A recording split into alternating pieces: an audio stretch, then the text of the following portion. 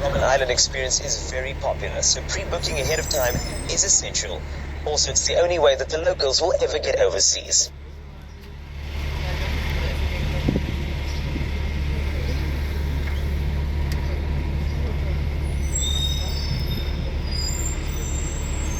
So ladies and gentlemen, thank you very much. Without further ado, I'd like to sing the song Idea.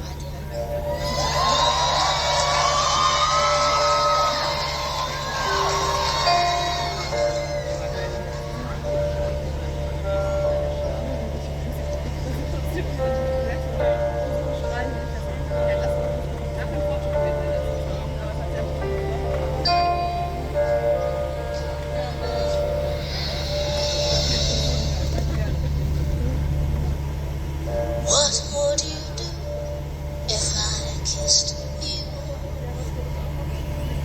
What would you do if I held your hand and laid you down? Or would you find me familiar towards you?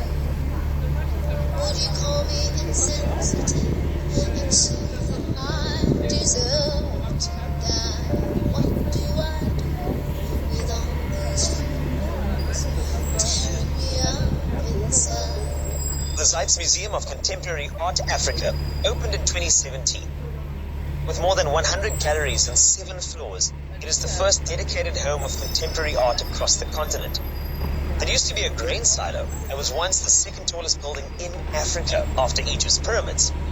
Now these massive 33-meter tall concrete cylinders have been carved out to create a cathedral-like atrium shaped like a gigantic piece of grain and topped with a glass roof allowing daylight to pour down inside. Don't miss seeing this jewel of the continent here in our city.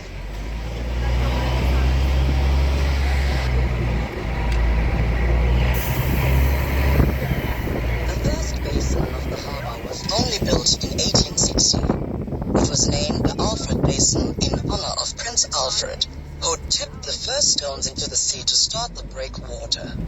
That little basin was quickly outgrown, and the much bigger second basin was named after his mother, Queen Victoria.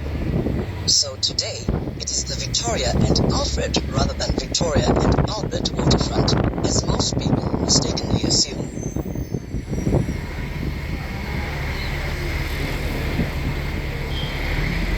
The Cape is no stranger to wine.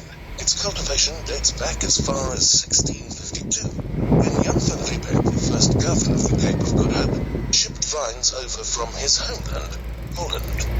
Miraculously, the vines survived a treacherous 4-month, 6,000-mile journey on a weather-battered sea. These hardy vines were first planted at the government gardens in downtown Cape Town, and later on Rheinberg Hill, or Rhine Mountain, just a few kilometers from here. 5 years later, Van Riebeeck raised a glass and chair to celebrate 3 gallons of locally grown grape juice, an event he meticulously recorded in his official journal. He wrote, "Today, praise the Lord, wine was pressed for the first time in the Cape."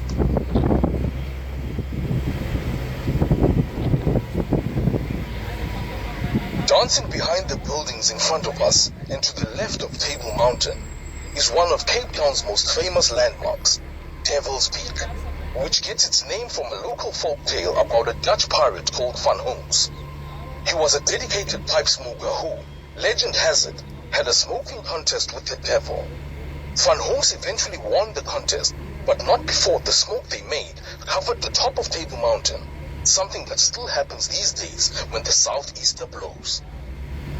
Just to the right of Devil's Peak is the flat top of our majestic Table Mountain.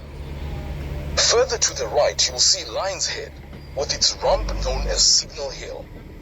These three mountains create the City Bowl, and you'll see this clearly when we go up to the Cableway Station on Table Mountain.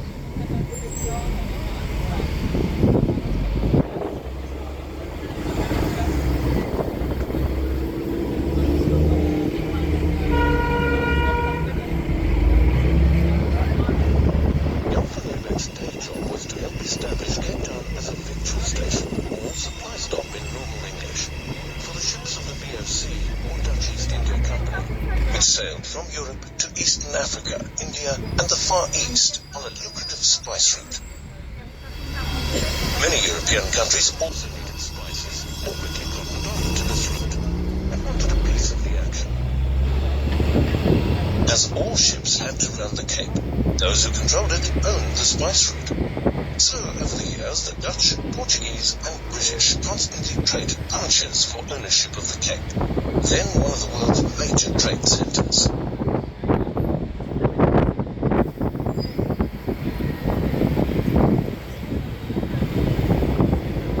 We are about to cross Buitengracht Street.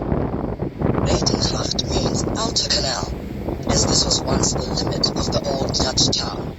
The city boundary was clearly marked by gates and a large stone wall, part of which still stands today. The area outside the boundary, up against Signal Hill, was home to refugees, freed slaves, runaways, and the poor. The part of Cape Town ahead of us is known as the foreshore. This is where the central business district is, with all the tallest skyscrapers. An interesting fact to consider if you think that until 1947, the whole area would have been under the sea.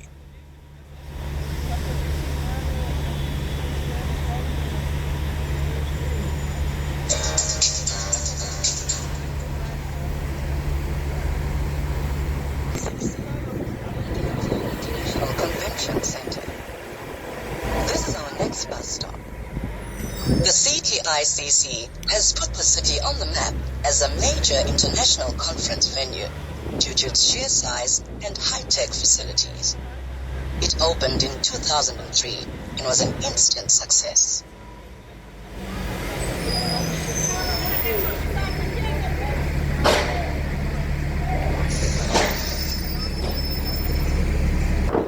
City sightseeing Cape Town's Red Route bus. The city tour with a stop at Table Mountain.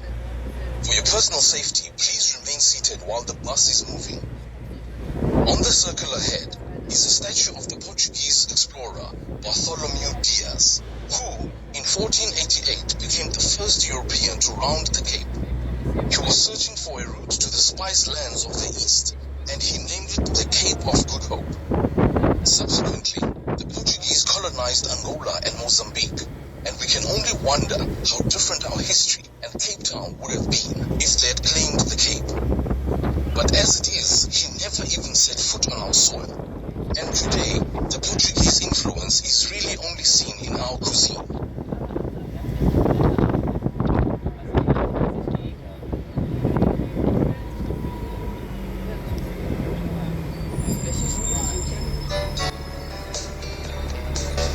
On your right are two statues.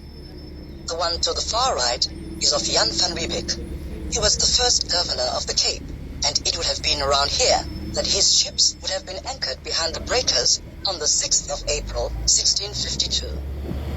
His wife, Maria de la Quillerie, stands beside him on his left.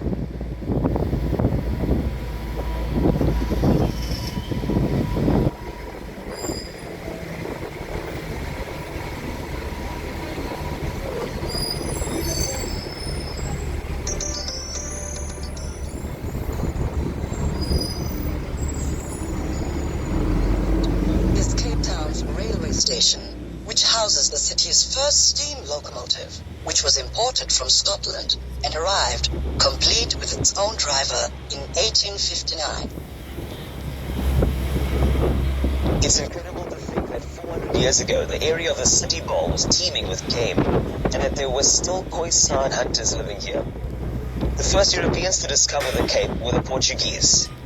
Dias passed the Cape in 1488, followed by Vasco da Gama in 1497.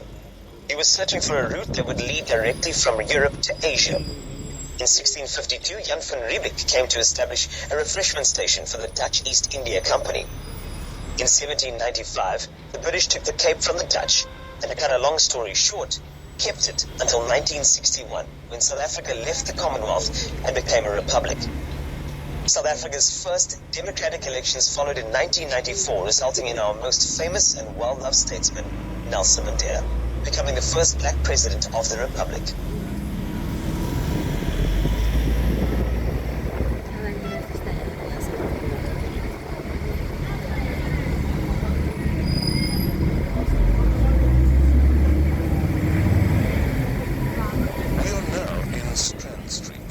Strand or strand means beach, and this was where the beach used to be. It is amazing to think that everything to your right used to be underwater, and since this was the old beach, on your left were some of Cape Town's most fashionable addresses.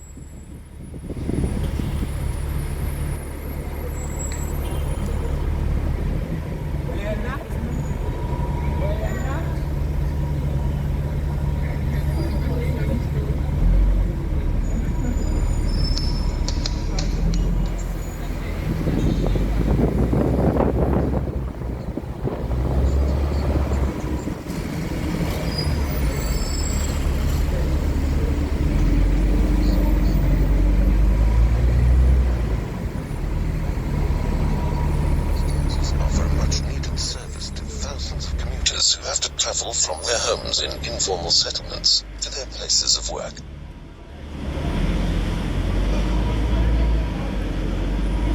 During your visit to our city, you will no doubt be confronted by our homeless community. Living on the streets is a challenge, especially in winter. The struggle to get food is made worse by trying to stay warm and dry. Unfortunately, this is the reality for many adults and children in our province. We know you feel compelled to help. A handout might make the person begging from you stop, but by giving money you encourage homeless people to avoid shelters and choose a life of begging on the street. There are many NGOs committed to working with our homeless community, and by donating responsibly, you can change the life of a homeless person in a meaningful and lasting way. If you're willing to assist, please see our website for details of approved shelters.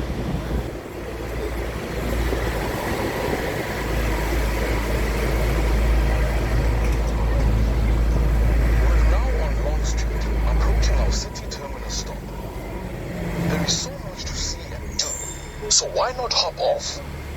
You can switch between our yellow, red and blue route tours, or join our free walking tours of the city that depart from here throughout the day.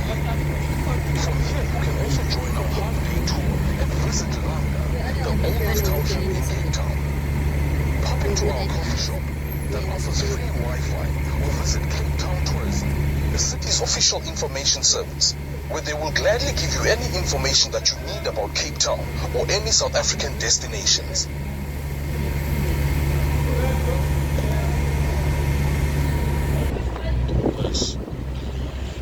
That is the impression one gets the moment you turn into Long Street.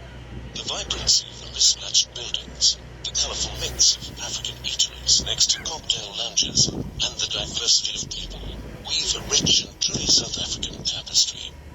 Diversity is a cherished phenomenon in our society, which resonates richly in the music of David Crumer and Talib Pearson. This songwriter-lyricist duo used local sounds and stories to create musicals which resonate with international audiences. Their most famous production, Cut and the Kings, is set in 1950s Cape Town, and tells the true story of Cut Diamond and his doo-wop rock and roll a cappella group, the Kavala Kings, who rise from their humble beginnings in Table Bay to celebration and fame.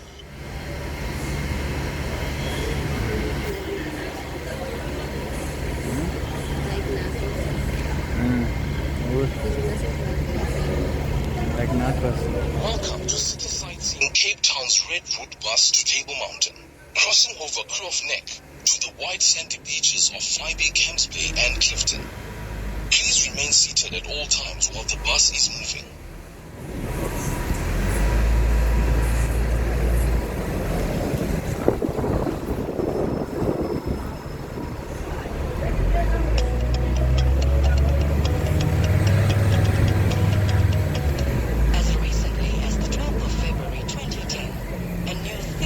opened in District 6.